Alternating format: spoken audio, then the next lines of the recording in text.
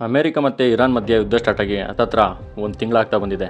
ಇದರಿಂದ ನಮ್ಮ ರಾಜ್ಯಕ್ಕೆ ಗ್ಯಾಸ್ನ ಅಭಾವ ಬಂದಿದೆ. ಅಂದರೆ ಸಿಲಿಂಡರ್ ಎಲ್ಲೂ ಸಿಗ್ತಾ ಇಲ್ಲ. ಸಿಲಿಂಡರ್ಗಳು ಸಿಗದೇ ಇರೋ ಕಾರಣಕ್ಕೆ ಎಷ್ಟೋ ಚಿಕ್ಕ ಚಿಕ್ಕ ಹೋಟ್ಲುಗಳೆಲ್ಲ ಕ್ಲೋಸ್ ಮಾಡಿದ್ದಾರೆ.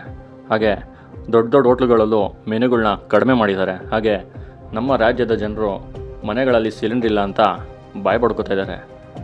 ರಾಜ್ಯದಲ್ಲಿ ನಮ್ಮ ಜನರ ಕಷ್ಟ ನೋಡೋಕ್ಕಾಗ್ದಿರ ನಮ್ಮ ಪೊಲಿಟಿಷಿಯನ್ಸ್ ಎಲ್ಲ ಒಂದು ನಿರ್ಧಾರಕ್ಕೆ ಬಂದಿದ್ದಾರೆ.